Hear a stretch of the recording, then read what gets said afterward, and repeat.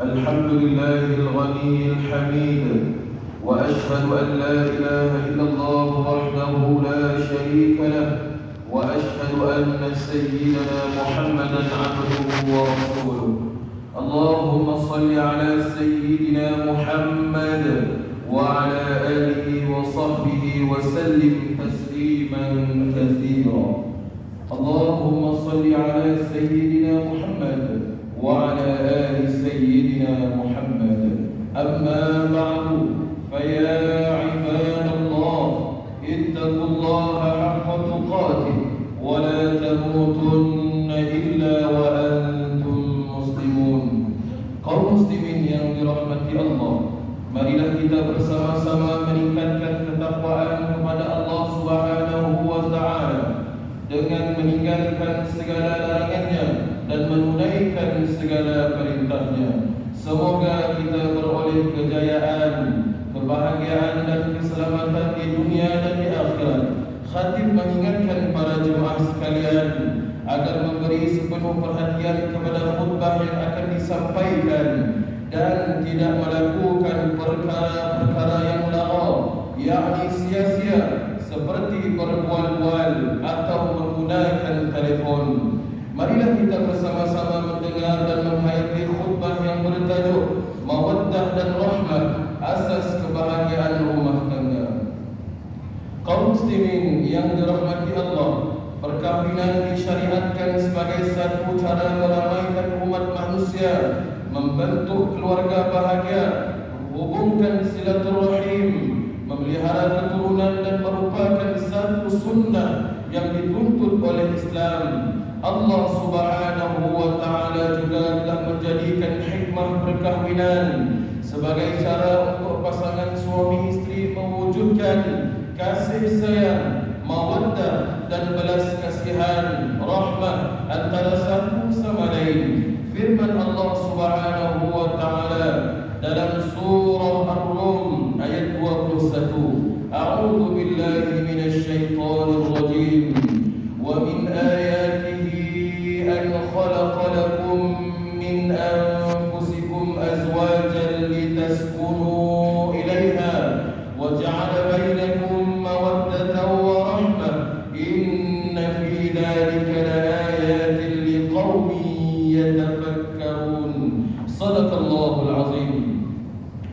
maksudnya. Dan di antara tanda-tanda yang membuktikan kekuasaannya dan rahmatnya, bahawa Ia menciptakan untuk kamu, wahai kaum lelaki, istri-istri dari jenis kamu sendiri, supaya kamu bersenang hati dan hidup mesra dengannya, dan dijadikannya di antara kamu suami istri perasaan kasih sayang dan belas kasihan. Sesungguhnya yang demikian itu mengandungi keterangan-keterangan yang menimbulkan kesedaran bagi orang-orang yang berfikir. Ayat tadi menjelaskan bahawa kasih sayang yang terjadi dari hubungan perkahwinan yang sah itu akhirnya akan membuat kita berfikir tentang kebesaran Allah Subhanahu wa taala. Seterusnya akan lahirlah ketenangan, yakni sakinah dalam rumah tangga, sejahtera dalam masyarakat dan harmoni dalam sesebuah negara. Kaum muslimin yang dirahmati Allah, Islam telah menggariskan ciri-ciri bakal suami dan istri yang perlu diteliti ketika memilih pasangan hidup. Bakal suami yang perlu diberi perhatian ialah seorang yang menghayati agama, memiliki akhlak yang mulia, dan mampu memimpin dan membimbing keluarga. Imam At-Tirmidzi rahimahullah meriwayatkan daripada Abu Hurairah radhiyallahu anhu bahawa Rasulullah sallallahu alaihi wasallam bersabda yang maksudnya, apabila datang meminang kepada kamu orang yang kamu redha agama dan akhlaknya, maka hendaklah kamu kahwini akan dia. Jika kamu tidak melakukannya, nescaya akan berlakulah fitnah di atas muka bumi dan kerosakan yang besar.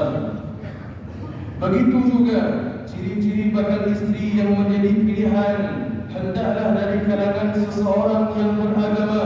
Daripada Abu Hurairah radhiyallahu anhu bahawa Rasulullah sallallahu alaihi wasallam bersabda, tunkahul mar'atu li arba'in, limaliha wa lihasabiha wa lijamaliha wa lidiniha fadfar bidzati din taribat yadaka.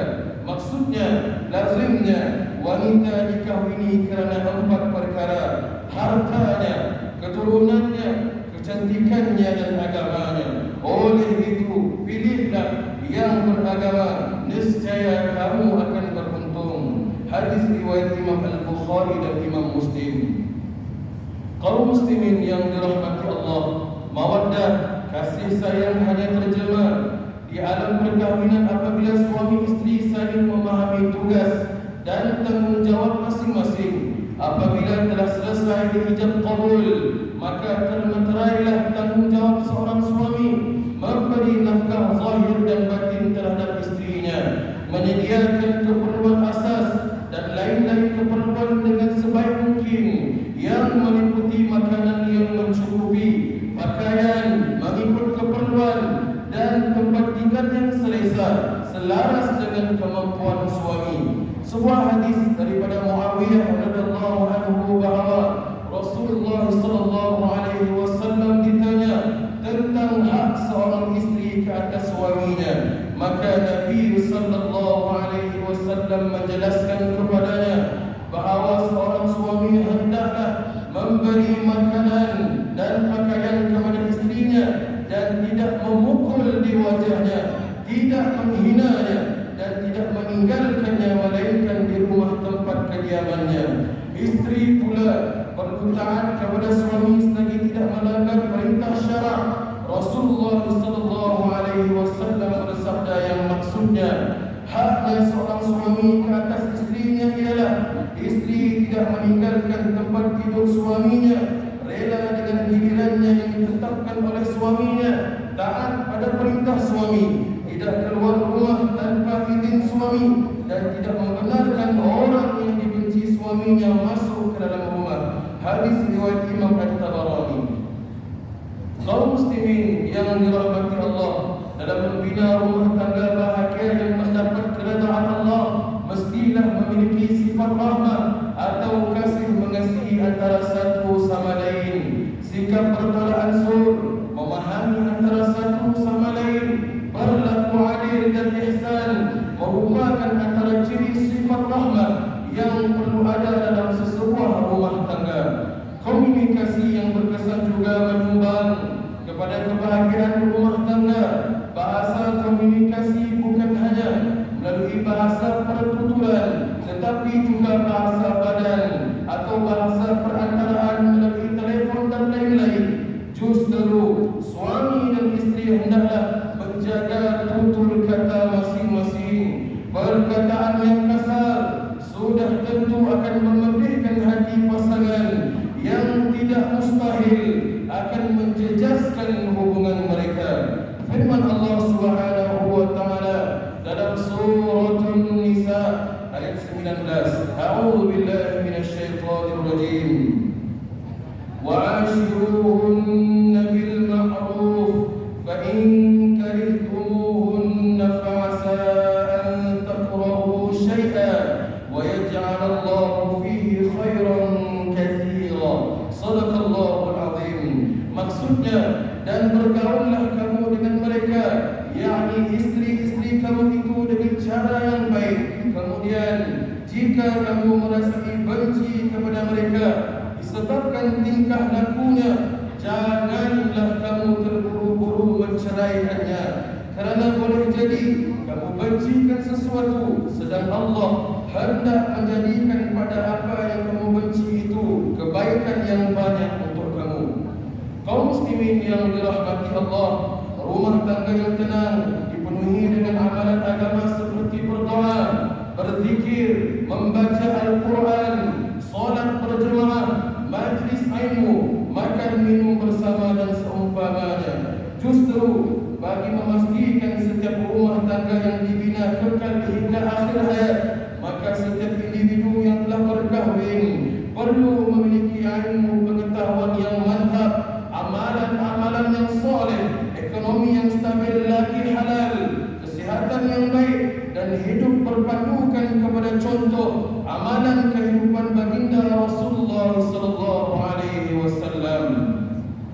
Kaum muslimin yang dirahmati Allah, sesungguhnya mewujudkan keluarga mawaddah, rahmah dan sakinah adalah merupakan satu tuntutan Islam.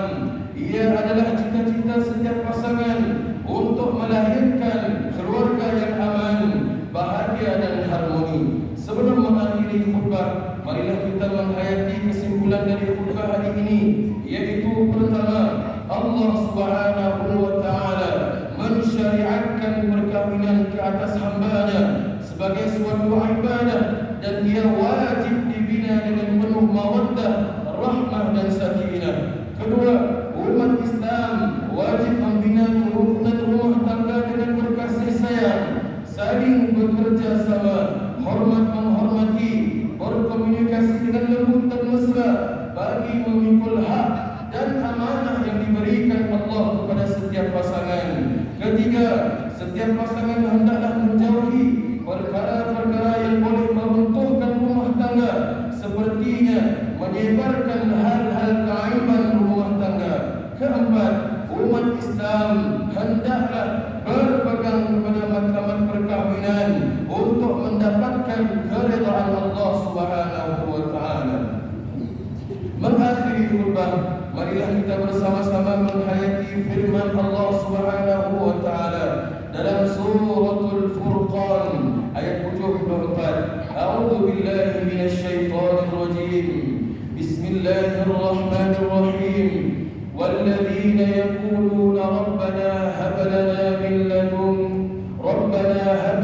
من أزواجنا وذرياتنا قرة أعين واجعلنا للمتقين إماما. صدق الله العظيم. Maksudnya, dan juga mereka yang diridhai Allah itu ialah orang yang berdoa dengan berkata, wahai Tuhan kami, berilah kami beroleh dari istri-istri dan zuriat keturunan kami perkara-perkara yang menyukakan hati melihatnya, dan jadikanlah kami imam ikutan bagi orang-orang yang mampu bertakwa.